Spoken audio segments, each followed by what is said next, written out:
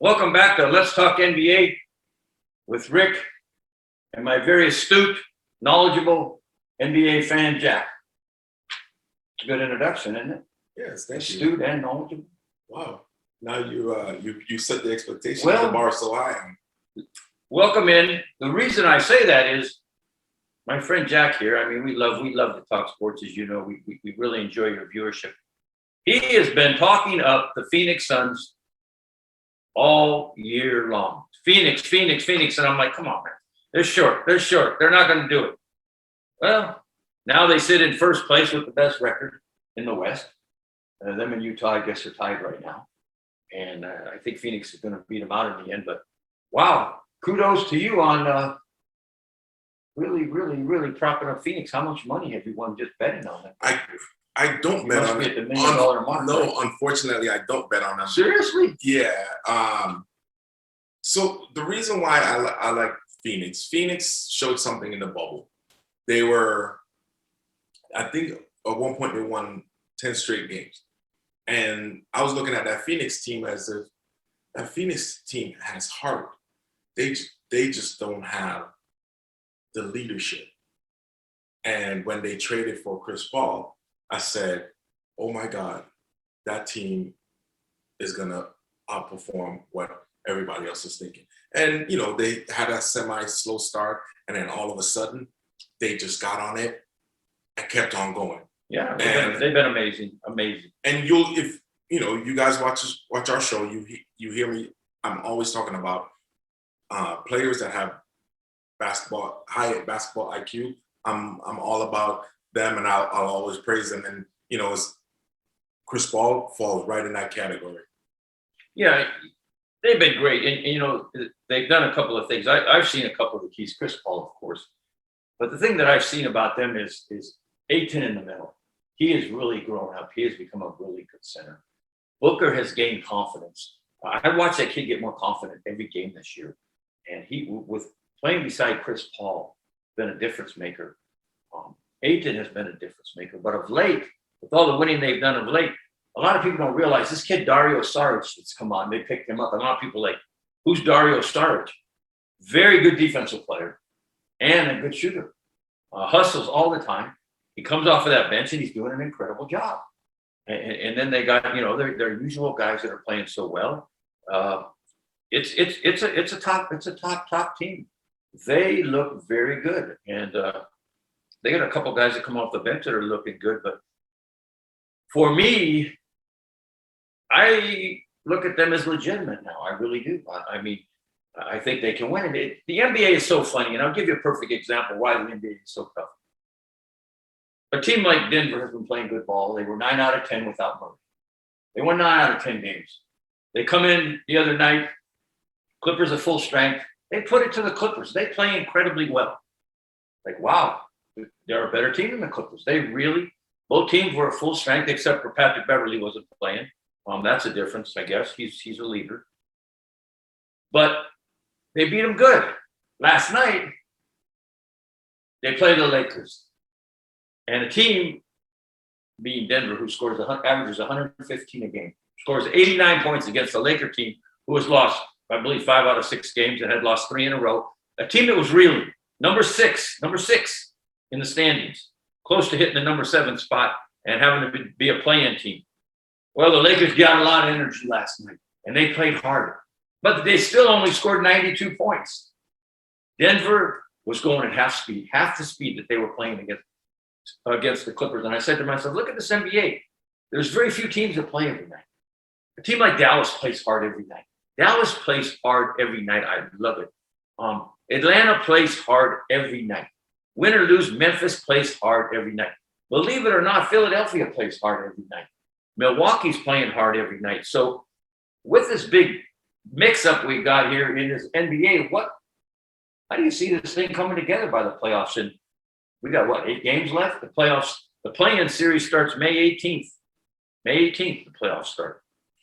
What do you see? What are you seeing besides Phoenix? Who's capable? Well, as far as Phoenix right now, Dallas, they're in the number 6 spot, but in that middle between 5 and you're looking at about 7, they're one game. They're one game. They're all within one game. They're one win apart from each other. So it's so close. So, you know, one of the things that we when we disagreed with this playing format is you're like, why do that? And I'm like, it creates where we have 8 games left. Every single one of these 8 games mean a lot to the last 6, the last four teams. So guess what? We're gonna see great basketball the next 8 games, and I love it. Yeah, it keeps the competition, because a team like San Antonio, they should just hang it up for the rest of the season, right? But they're in the 10th spot. Yeah. But why? No, they're going to continue playing. Well, they're like talking about Golden State. Golden State's playing hard every night, because the thing that I heard from them was really amazing, and they won again last night. They're playing so hard. What did I hear from them? We're not content with the 9 or 10 spot. We're trying to move up. We're trying to move up here in these last games. So, man, I love that attitude, and that's Draymond Green, and that's Curry, and that's, you know, great leadership by Kerr. That's a team that wants to get better, man. So you got to have props for those teams. Absolutely. So, you know, look at Boston. Boston was in the top 6, and then all of a sudden, right now, they're in the playing status, because in the last 10 games they lost 5. You know, they're 5-5 in the last 10. Club. They have no leadership. All they do is score points. And now Brown is hurt. Yeah, it hurt bad, and they got a problem. Tatum got hurt in the game the other night. They look, again, another team that looked terrible. Denver, as good as they look terrible. So, you know, these guys are coasting because they're going to get the 4 or 5 spots. But you're right, the playing teams are playing. But who's the latest player who is very upset about the playing, and, you know, of course, came out verbally and had a lot to say about how lousy the playing is. And I agree with him. Who is that? That's LeBron James. Mr. LeBron James. He's always got something to say. That's why he's a great basketball player, but that's why let's move on to something else. Hey, you didn't say that when Lucas said he didn't like it. I like Luka. But he's a 21-year-old kid, but they said and he doesn't have a filter. Okay. LeBron's 36 years old, and he should get a filter. What about the millionaire owner that said that he didn't like it too? And then guess what? A couple of days later, he took back his comment. Yeah, well, it's controversial, and it's really going to get controversial when a 10 beats a 7. It's really it's really going to get controversial, because they don't. I'm sorry, we don't want to go back to this over and over, but we'll see how it all works out.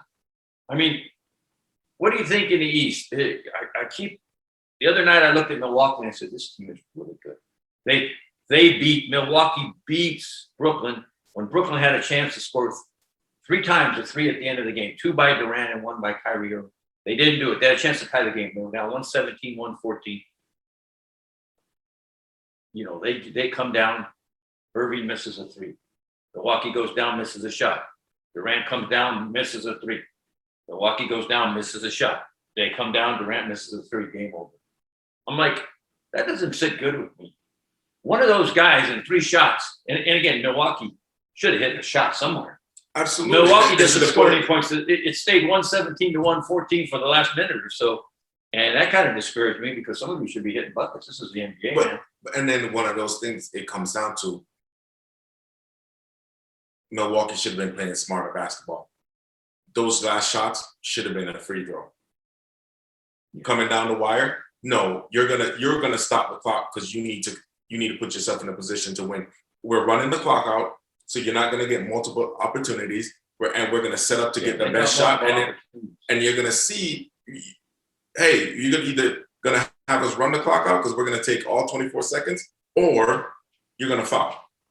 And they didn't put themselves in a position for that. And those are the little basketball IQ things that I look out for. I said, hey, what's going on here? Like, even if you miss, you put yourself in a position. You have 24 seconds. Set a play. Yeah. No, you're right. You're right. You got to get it. Milwaukee's got to end that game there. They can't let 3 opportunities. They cannot let Brooklyn take 3 shots at the basket, 3 threes. I was kind of surprised it didn't end up tied. I was looking for overtime. You know, I love those games, those overtime games. But tell me, you know, we talk about what's going on in the East, and Milwaukee's always been like 3rd, in and out of the lineup guys and COVID problems. what do you see? Who's going to win that? Who's going to get the number one seed? Is it Brooklyn? Um, Is it Milwaukee? Is it Philadelphia? I Who's think going to get that very important number one seed? Very, very important. I think It's very important. Philly's gonna do enough just to squeak by it and get it and keep it. But I wouldn't be surprised if Brooklyn does it. But as far as Milwaukee, I don't see Milwaukee doing it. They're not built to go on a what we would consider like a 9-1 tier or even an 8-2 to secure that spot right now. I can't see them doing that. But you also have in the last 10 games, you have Philly, Brooklyn, and Milwaukee, 6-4 in the last 10 games. Yeah, where all over. they should be doing better. But you got to understand, when you talk about Philadelphia, I think you're right about it, that they're going to end up with the number one. And I actually think they're the best team at full speed. You have to understand, Tobias Harris has a lot of games lately. He just started playing again. And what a difference it makes with him in there. And Ben Simmons has been in and out of there. With Ben Simmons and Tobias Harris in there, Philadelphia is very tough. Very tough. They're very, very tough. Very tough, especially if those guys are on, because Embiid is going to get his. Yeah. So Embiid is always going to get. So if you don't stop those other two guys, you're in trouble. Yeah, I really like Harris a lot. And you've mentioned it before. I just think he's a fine player. It goes where, based on how he plays, is how the team goes. Yeah, and I saw when he was out, there was no continuity.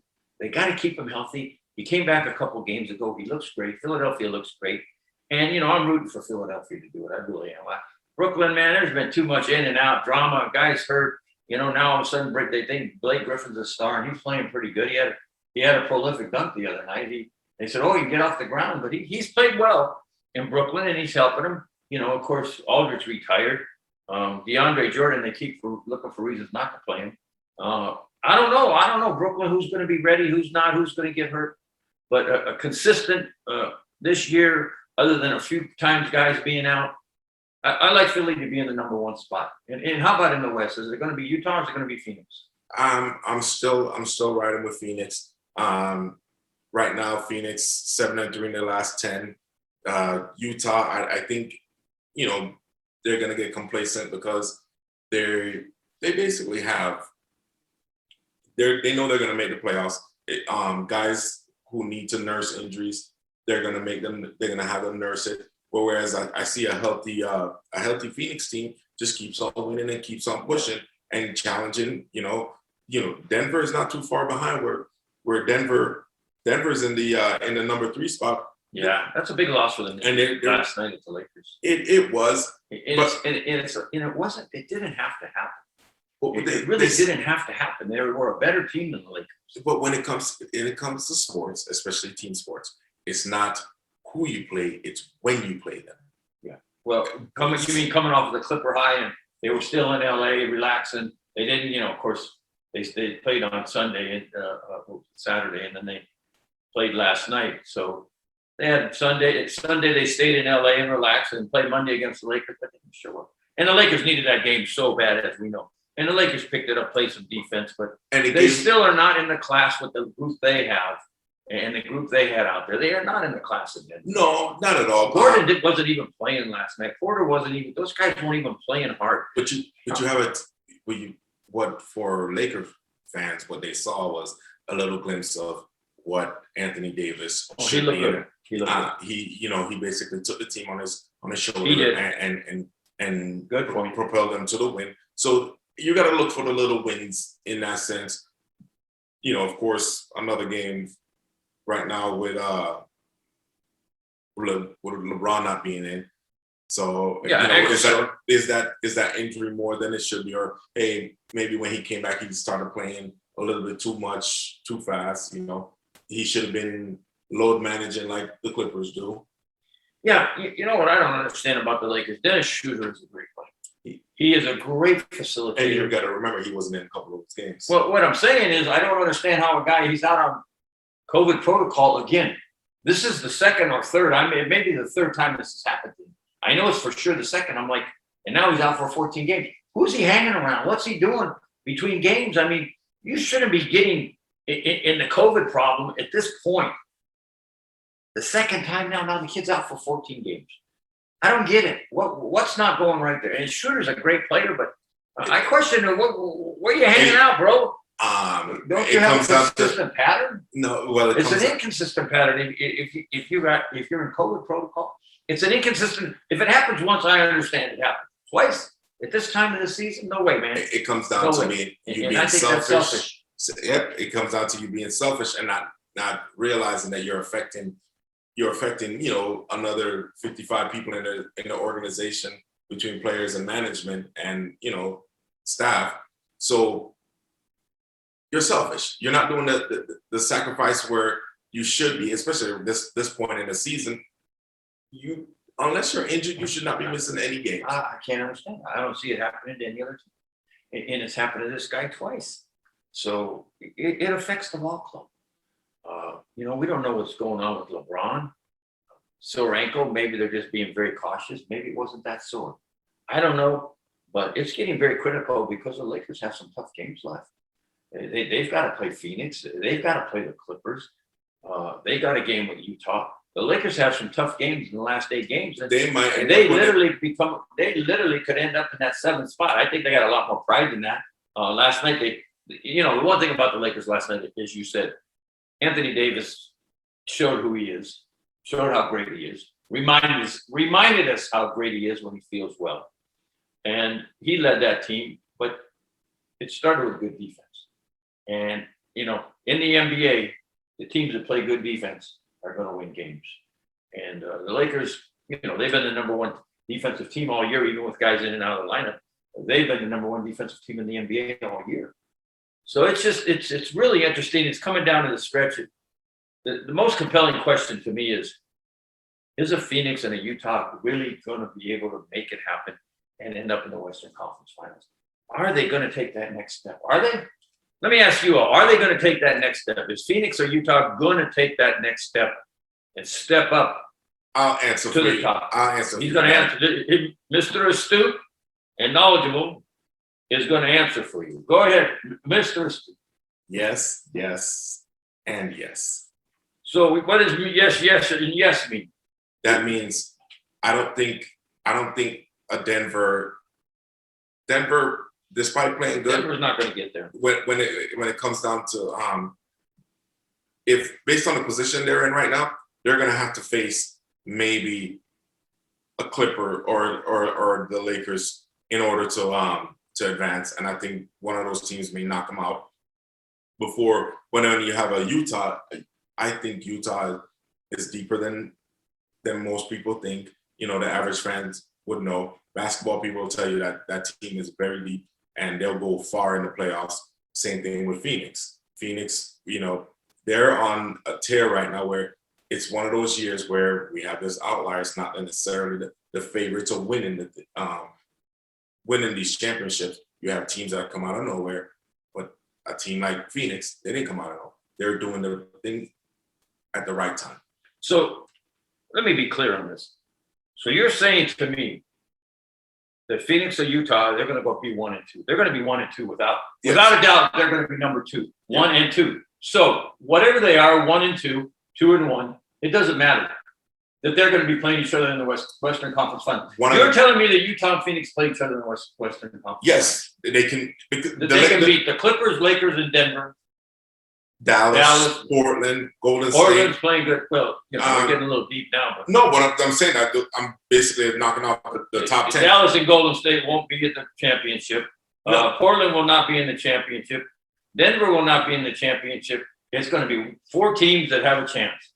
Clippers, Lakers, Phoenix, Utah. And you're telling me Utah and Phoenix are Western Conference championship games? Yes. 7 games. Okay. And I like it. And it's because the way they've proven themselves all year. Yes. And right now, the way the Lakers are playing, I can't be on that bandwagon to say, these boys are they're doing their thing. No, they're not. So Phoenix and Utah, they're playing the way that they're supposed to, and they're winning games.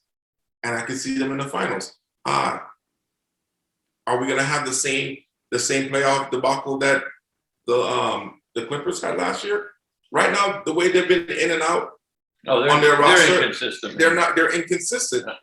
Every time I start liking them, they play bad. That's kind of the thing with me. So Parallel. The Clippers, I watched them against Denver the other night, and I said, they're not nearly as good as Denver. And they both played hard. It wasn't as if the Clippers weren't trying. Denver took that game the other night, and that showed me a lot at Clipperville.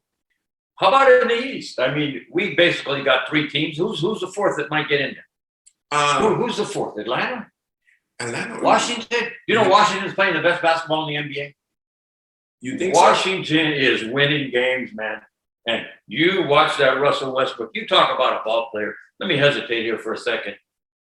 Russell Westbrook has a lot of pride and self-respect. That guy, look at his stats the last 10 games.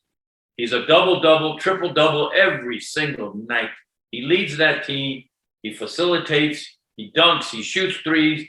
Gets the ball to Beal. I was just about to say, how do you like that Washington? How do you mention? And they got a good coach. How do you mention Westbrook without mentioning Bradley Beal? Well, I was getting there. Beal's fantastic. They're both MVP candidates, in my opinion. Both? No. They have had big year. Beal has led the league in scoring all year. Back to your question, I think a dark horse this year to make a run is actually the New York Knicks. There you go. That's a good one. I like it. And it's not because basically that's the team that I like. Playing incredible basketball. They are very capable. Very capable. Last time on our show, they had a 9-game winning streak. Unfortunately, it got snapped. But then right now, in the same sense, in the last 10 games, they've been 9-1. Another good team that's doing that right now, Miami is on a run right now where they want to make sure that they don't have a playing game. Do I think Miami's going to go far? Not necessarily, but Miami is playing good ball. But my dark horse, I would say, the New York Knicks. It's a really relevant dark horse. They can make some noise, but I would ask you, when it gets down to the nitty gritty, and we're going to have two teams in the final in the East, Brooklyn and Philly. It's a good bet. It's a good chance that that's going to be. But there's something telling me what you said about Brooklyn. There's something telling me, just like with the Lakers, there's no continuity this year with the Lakers. There's no continuity with Brooklyn. And I believe that inconsistency, and that's the word I'm looking for, consistent play. Consistency is really important. And I believe that the two most consistent teams in the East, and they're going to end up 1 and 2. Again, I don't know, 2-1, 1 and 2. But the two finalists in the championship in the East are going to be Milwaukee and Philadelphia. Depends on their seed. Well, if Brooklyn takes over the number 1 spot, I can see that happening. But if they don't, Philly's gonna end up knocking out Milwaukee before, and it's whoever is in 1 and 2. Yeah, in Milwaukee's, it depends how the role players play. They got DiVincenzo, who's good. You got Connaughton, who's good. They're good players, and you have to understand. They got PJ Tucker, and he's getting used to what's going on. He's coming off of injury. Milwaukee is very, very capable. I'm telling you, they are very, and particularly with PJ Tucker's defensive skills late in the game. I saw him in there the other night, and he's in there playing defense, and he's playing against the top guys. There's something telling me that Milwaukee, you got to keep him. You got to have Middleton healthy, of course.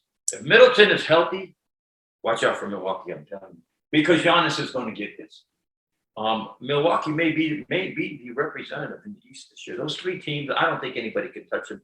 The Knicks are playing well. They can't win a 7-game series, though. They don't have enough to go. The playoffs are different. Everybody starts playing defense. Everybody's playing tired. It's so much heart. Ability is always important, but so much heart is there. Just ask Miami last year. Miami did it with heart.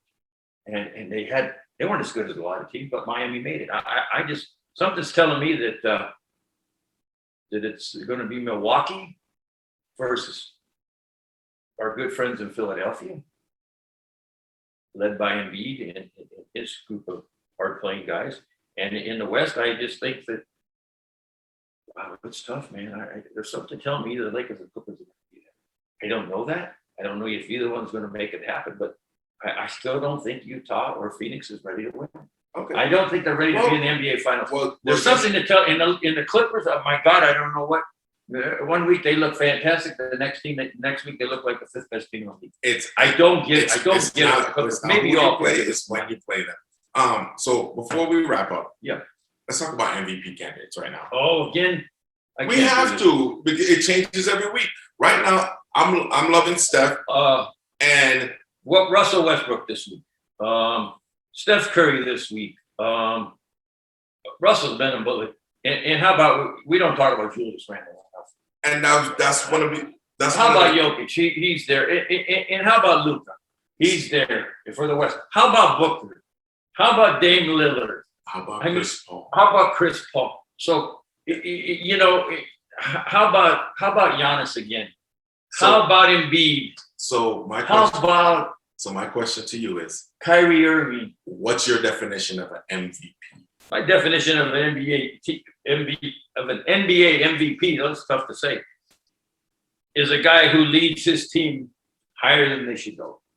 That has taken his team this year that looked like maybe they were okay, not great, and it's helped make them a great ball club. Who are those guys? Steph, Chris Paul, and how about Dame Lillard? And no, they dropped big time. How about the Joker? And how about Luka? That's my definition of the MVP. It's not LeBron James. No, he's out. It's guys that make that team better, everybody around them better. That's an MVP to me. The guy that makes everybody better, not that makes the most points, the most assists, the most rebounds. It's the guy that brings so more, good, does all that, and makes his team better. The guy that brings more value to the team. And I can say you're the one that, like you mentioned it a few weeks ago about Randall being, he should be up there for the MVP talks. And then I was talking, he should. And then, it's me being critical because that's my team. And I'm like, you know what? He should be, because I see him making such a difference, in and out. And then when it comes to, again, we talk about value, Chris Paul with value, Steph Curry with value. So Luka with value, Jokic with value. But they're supposed to do that. Embiid with value. It's a lot of guys, and it's going to be probably the closest vote ever. I believe this year is going to be not a unanimous. Definitely. It's not a unanimous, and it's not with me. And every week we talk about it. And I love to throw out a bunch of names, and I wouldn't be surprised if any of them won. Steph has been unbelievable. I think he's going to end up winning it. The way he's played this last couple of months, he's right there. He's right there. Especially if Steph is right there. Luka's right there. Yes, Doncic is good. I love that kid. 21 years old. Anyways, NBA is always fun. We could sit here and talk all day. We want to thank you guys for viewing our show. We take a lot of pride in the NBA, I have to tell you, because it's fun. It's tough betting on it right now. I said that last week. Get ready in the next couple of weeks. It's going to be easier to bet on the NBA and make some money at it, and we'll talk about that angle again. One thing we wanted to make sure we did before we finish this show is to wish all the mothers out there happy Mother's Day. We know you love NBA also, and we hope you have a great, great day with your children and your families. Happy Mother's Day all over the country. Enjoy yourselves. You deserve it, moms. You've been great, and enjoy your children. I hope your children enjoy you. And it's just a wonderful, wonderful Mother's Day because all of you mothers deserve it. Thanks for watching our show. Thanks for being followers. Thanks for looking at us at YouTube, Roku TV, Apple TV, WWDBTV. Thanks for viewing the show. Continue to watch it, comment, and please continue to be friends of ours. The NBA is really heating up. It's getting exciting. As you can see, we have a lot of opinions, and they're not all the same. Hit that notification button so you can hear us rant back and forth. Who's your MVP? Julius Randle. Julius Randle. I like it. I'll go with Steph right now. Anyways, let us know what you think. God bless. Talk to you soon. Thanks for watching. See you soon.